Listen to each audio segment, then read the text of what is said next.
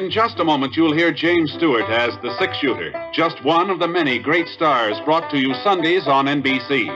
Every Sunday, hear Hume Cronin and Jessica Tandy in The Marriage, Sir Laurence Olivier on Theatre Royal, Lawrence Tibbett with the Golden Voices, Helen Hayes, Frederick March, Rex Harrison, and Lily Palmer on the NBC Star Playhouse. All of them heard only on NBC. James Stewart as the six-shooter.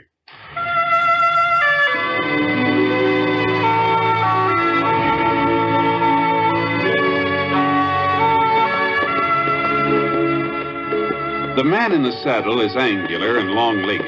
His skin is sun-dyed brown. The gun in his holster is gray steel and rainbow mother of pearl, its handle unmarked. People call them both the six-shooter. The NBC Radio Network presents James Stewart as the six-shooter, a transcribed series of radio dramas based on the life of Britt Ponset, the Texas plainsman who wandered through the Western Territories, leaving behind a trail of still remembered legends. Now, in just a moment, immediately following this important announcement, you'll hear Act One of The Six-Shooter. Meet the safe driver. If you know what makes him stay alive on the highways, you may be able to follow his good example. He always keeps his car in A1 mechanical condition. He shows courtesy for other drivers. He knows that speed is his greatest enemy, and most important, he knows and obeys the laws. Remember, few accidents happen with safe drivers. Are you one of them? Now, Act One of The Six-Shooter, starring James Stewart.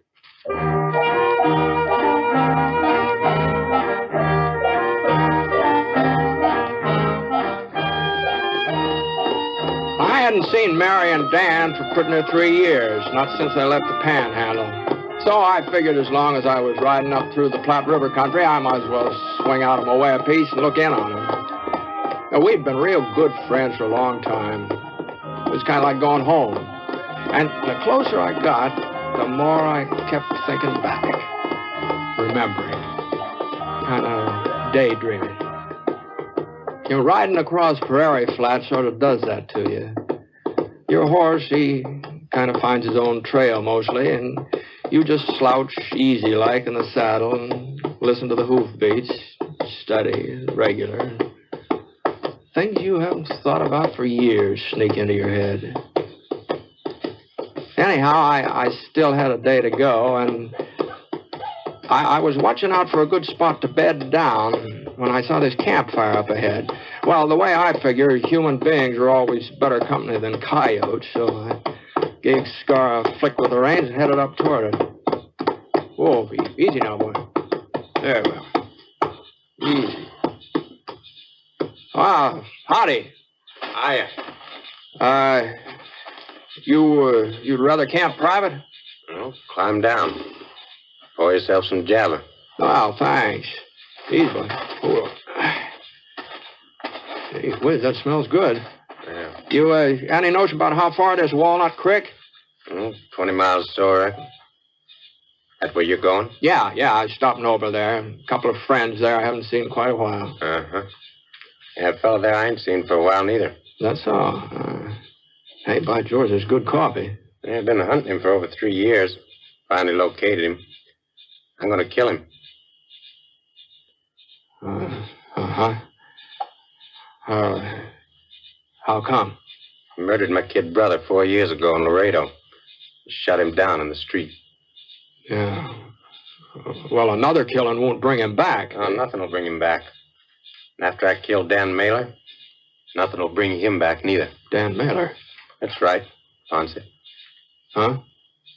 Yeah, I knew who you was. As soon as you rode up to that fire and I got a look at that gun of yours.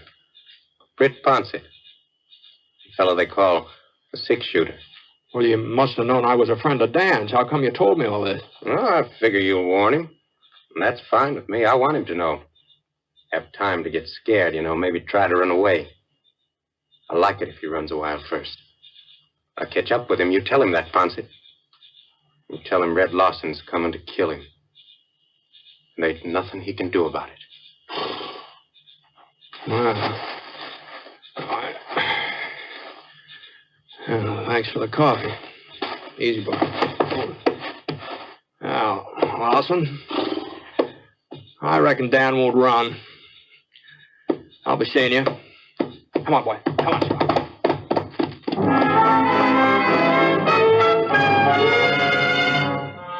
That's the trouble with the past. There wasn't only good things in it. It got some bad ones, too. And one of the bad ones was reaching out for Dan and Mary. I didn't know this fellow Lawson. I didn't know what he was talking about, but I did know Dan. And I knew if he killed somebody back there in Texas, it hadn't been murder.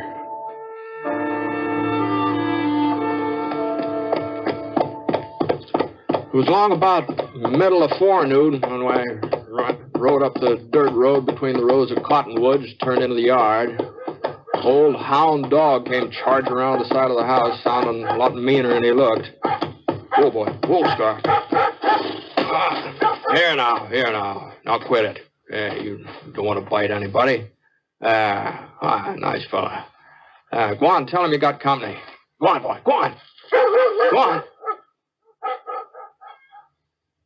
The place had a good feel to it. Quiet, peaceful. And then I remembered Lawson. Britt Ponset. Britt. Oh, I just can't believe it. Hiya, Mary. Yeah, it's been a long time, hasn't it? Dan, come on up and see who's here. Hurry. He's been working in the barn fixing up one of the plows. How are you? Hey, you haven't changed a bit, Mary, unless you're a little prettier than you. Oh, you're just... Hi, Dan. Oh, good.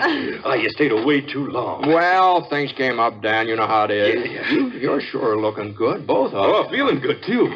Settling down is what does it, Britt. Yeah, she took a good saddle man and turned him into a poor plowman. What do you think of that? That's not true, Dan. We've got the best stand of corn west of the Omaha. What's really great, though, Britt, is peace. Peace. No more gunfighting, no range wars. Never knowing whether Dan would come home sitting up in his saddle or tied onto it. That's all in the past now. Why, Dan doesn't even wear a gun anymore. And that's the way I want it, Britt. It's the kind of life I want from... Oh, have we got a surprise for you? Oh, well, you know, kind of hard to surprise, you know. You remember? That's what you think. Come on inside. Now, don't you tell him, Dan. Oh, no. Oh, you'll see, Britt. Let's see. What, could one of those newfangled player pianos, is that it? Oh, no, a piano. That's the most ridiculous guess I ever heard of. Well, it sure couldn't be anything that Look. has... Well, I'll be darned. I'll be doggone. It's a baby. Well, which kind is it, Mary? Not it. He. That's Oh. young Britt. He'll be a year and a half old next month. That name was Mary's idea, Britt. I sure wouldn't have wished it on him. Well, I'll be doggone. Oh, he's all upset. Hasn't had his nap out. Britt, you'll have to look him over later. You and Dan go on outside now and let me quiet him down. Oh, sure, Mary. I can't have my namesake all upset. Are you hungry, Britt? Oh, I'm always hungry. You know that, Mary. Good. Got some buttermilk cornbread in the oven. Be ready in a minute. You know, Britt, Mary is right. This is a good life. I never thought I'd settle down and like it, but I sure have done it. Yeah, Dan. I guess Mary can't hear us out here, can she? No, she can't hear us. Why, what's the matter, Britt? I met a fellow on the trail last night, Dan. Name's Red Lawson. Lawson. Says you shot his brother in Laredo about 4 years ago. Lawson. Kurt Lawson. Yep. Yeah, I did, Britt. He was one of the Bracken gang, that bunch of rustlers that pulled an ambush on me when I was working for the Circle J ranch. Well, I guess I better dig out the shooting irons and go after him. No, wait a minute, Dan. Wait, nothing. He's probably holed up in town. The odds will be better if I go after him instead of waiting for him to come to me. Yeah, but what about Mary? Well, that's just it. If I catch him in town, it'll keep him from coming out here. What about her, Britt? What do you mean? Well, she's happy now, Dan. She figures this kind of thing was all over and done with. Well, she'll sure find out different if he comes out here gunning for me. Well, maybe he won't, though. Maybe... Dan, maybe I can do something. Britt, I've always fought my own battles. But you've got Mary now. You've got the baby. And you're a lot faster with a gun than I am. Is that what you're trying to say? No, Dan. There are just other answers besides killing, that's all. And maybe we can find one. Anyway, we can try, can't we?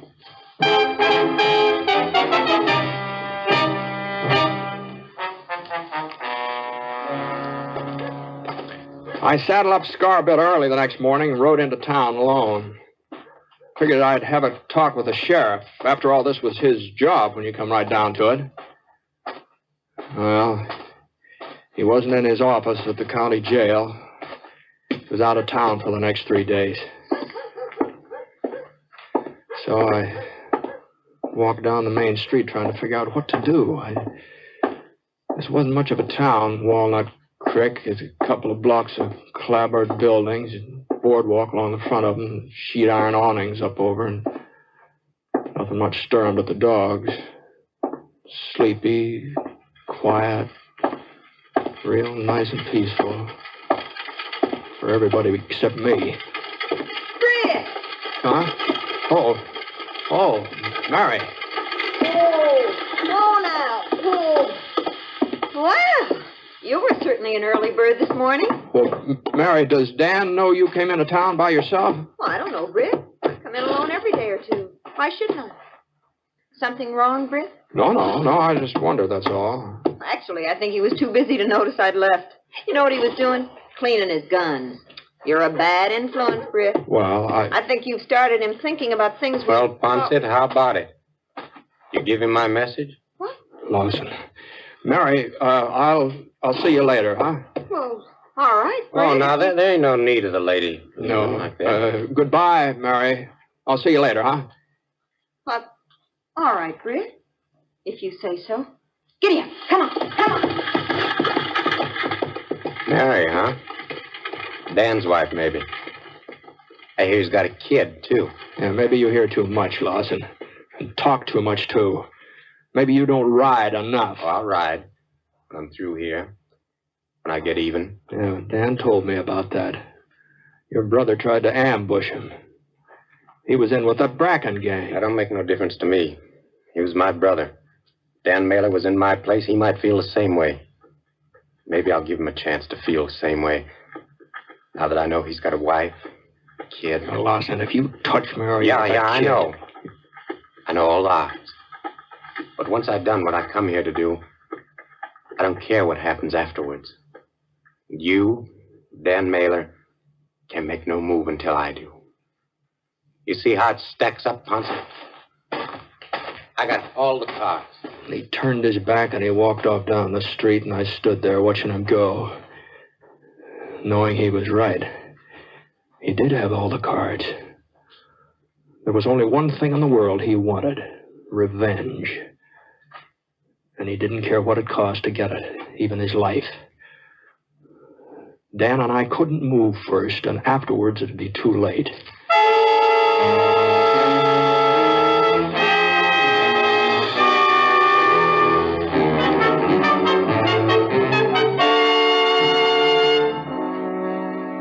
We'll return to James Stewart as the six-shooter in just a moment. When it's entertainment you're after, you'll find the very best on this station of the NBC radio network. Thursday night, for example, you'll hear Robert Young, Roy Rogers, Ralph Edwards, and Eddie Cantor, each with a great program for your listening pleasure. Robert Young on Father Knows Best, a program based on the assumption that the man of the family can put one over on the wife and youngsters. And Truth or Consequences with Ralph Edwards. When Ralph sends a contestant off on a consequence, it usually ends up as one of radio's funniest stunts. And if you like Western songs and adventures, you'll find none better than the ones you hear on the Roy Rogers Show. Then, to top it all off, hear the little-known stories of show business that Eddie Cantor tells on Show Business Show, each Thursday on the NBC Radio Network.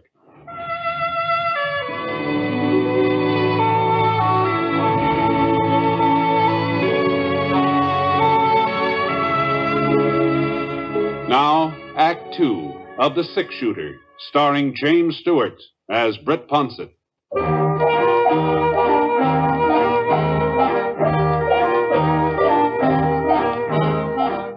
I found Mary finally at the general store, and I stayed with her while she bought some things, and we headed back to the farm.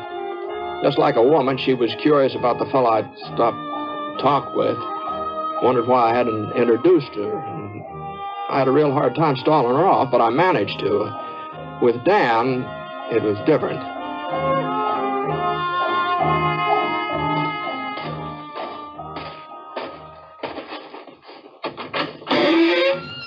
Dan? Are you in there, Dan? Yeah, come on in, Britt. Been cleaning my guns. Oh, forget it, Dan. There are better ways. Yeah? You got one figured? No. No, not yet. I saw Lawson in town a while ago, Dan. Oh? You talked to him any? Yes, I talked to him. I reckon you better stay close to Mary and the boy. Why? What do you mean? What do you mean, Britt? Did he say anything? No, not exactly. He saw Mary in town, though. What, that dirty... No, I didn't let him talk to her, Dan. She wondered about it, though. She'll probably ask you later. That settles it, then. I hadn't even thought of that side of it. Britt, I'm going after him. You wouldn't have a chance, Dan. You're selling me kind of short, ain't you? No, I don't mean it that way. Lawson wouldn't draw even if you called him. That's not what he's after, don't you see? You'd have to kill him in cold blood, and I don't think you could do that, Dan. No, I couldn't. Not even Lawson. What are we going to do, Britt?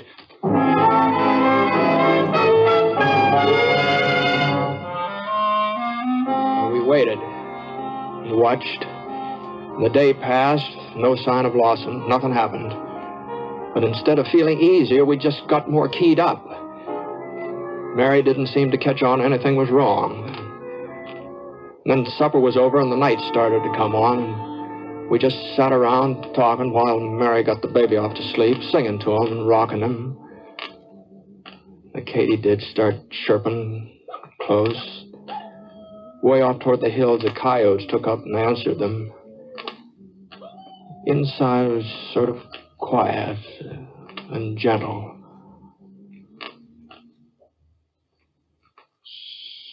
I think he's finally drifted off. Yeah, he looks sound asleep.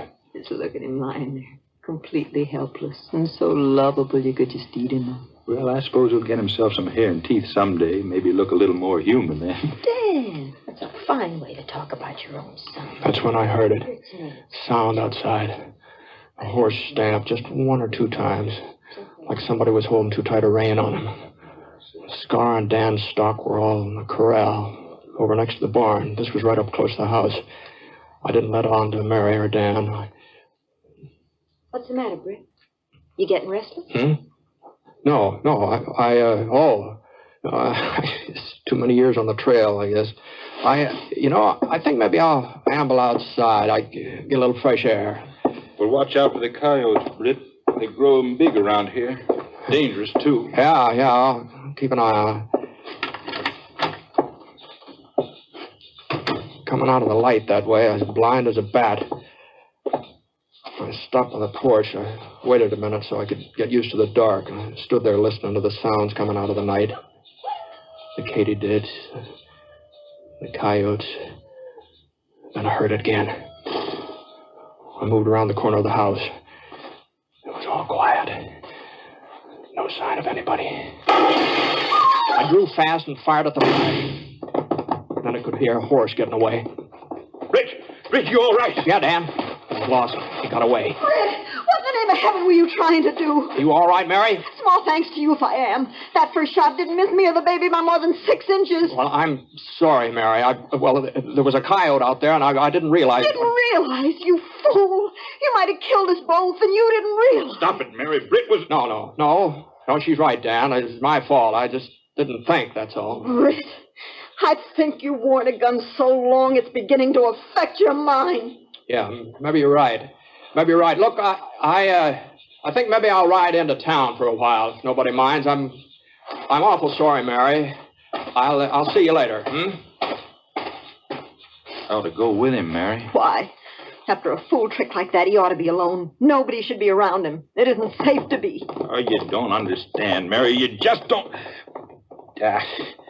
Well, let's go back in the house. Yeah. What? Let's all go back in. Dan! Lawson. Why, you... Easy, Mailer. You see how it is. Gun ain't pointed at you. One crazy move and your wife will get it. All right. Let's all go inside. Go on, move.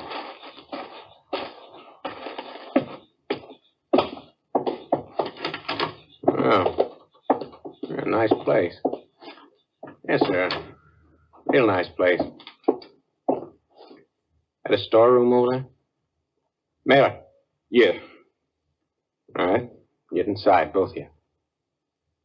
I said get inside. Come on, Mary. Ah. That ought to hold you? Huh?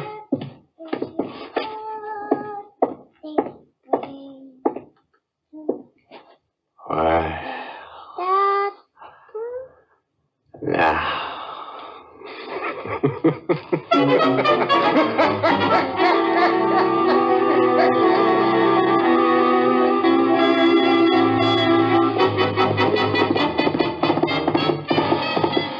That horse had too much of a start on me.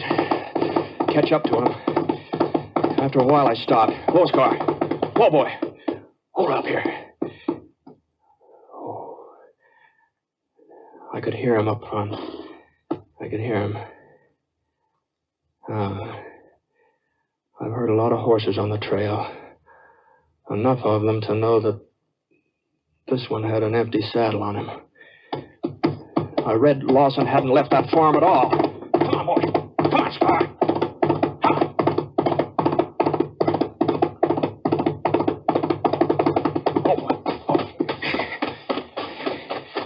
Lawson could be anywhere around here. Dan? Where's this? Where's that? Dan? Oh, the storeroom. Oh, all right, just a second. Wait till I get this. I'll try and get this door open. Where is he? Nobody here, Dan. The baby! What? Where's the baby? I don't know. Dan! Lawson was here, waited for you to leave, and locked us up. He kept coming over to the storeroom door, telling us what he was going to do. He said he'd burn the house, all kinds of He things. couldn't have got away. He was here just a minute ago. And he has the baby. Britt. Wait a minute. He's got to come over here to the barn to get the horse. Grab your gun. Come on, Dan. Stay here, Mary. Don't come out of the house.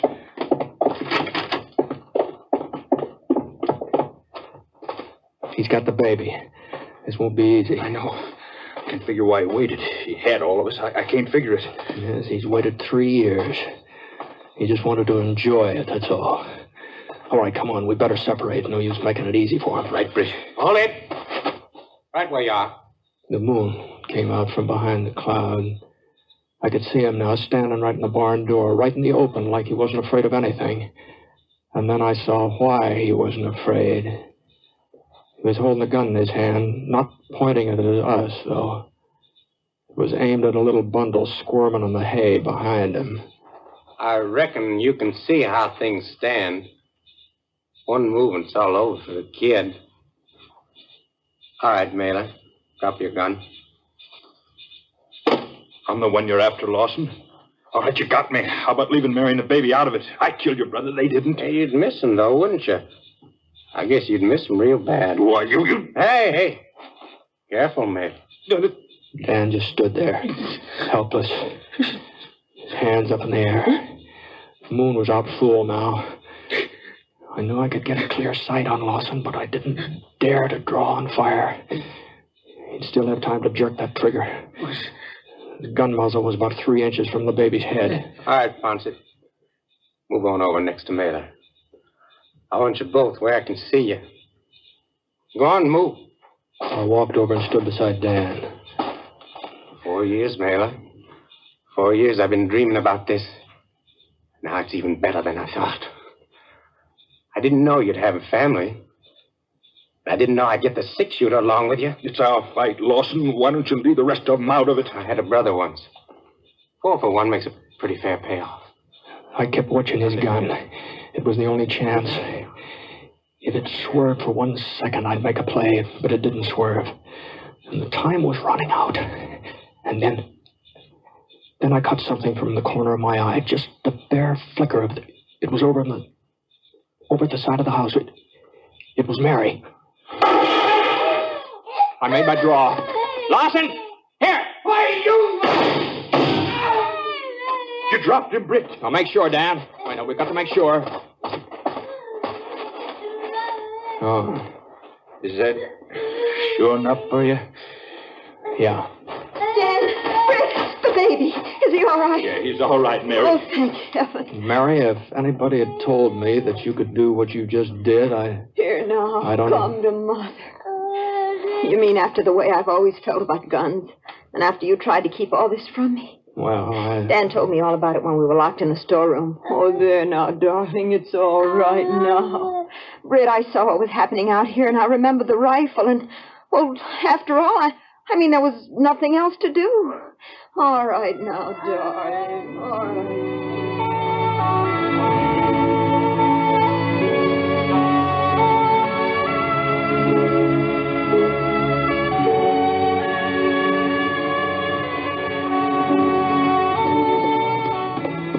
About 3 days later, I said goodbye. But I knew I'd come back that way someday. Dan and Mary aren't just the kind of friends a man forgets. Dan, tough cowpoke from the range country, all settled down and liking it. And that Mary, she was gentle and sweet and firing at a killer to save her baby's life. And that baby, naming him Britt the way they done, that gives you kind of a funny feeling having a baby named after you. Kind of a good feeling. I figured I'd probably be telling the boys all about that when I got to Wyoming.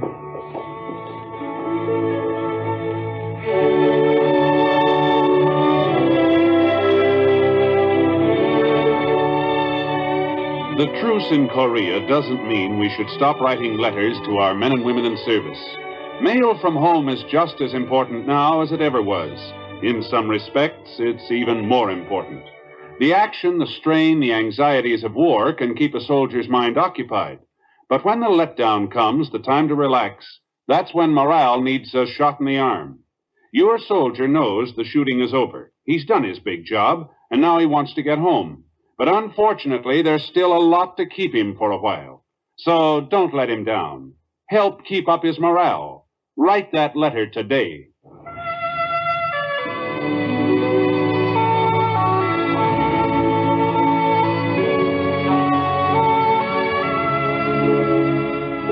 The Six Shooter is an NBC Radio Network production in association with Review Productions. It is based on a character created by Frank Burt. And today's transcribed story was written by Les Crutchfield. Mr. Stewart may currently be seen in the Universal International picture Thunder Bay. Others in the cast were Shirley Mitchell, Leon Ledoux, Paul Richards, and Barney Phillips.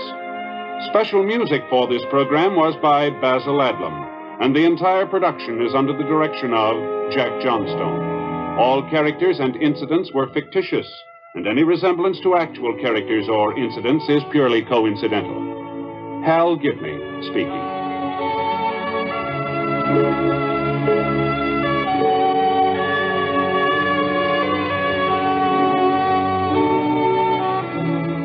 Enjoy thrilling historical adventure in Stroke of Fate tonight on the NBC Radio Network.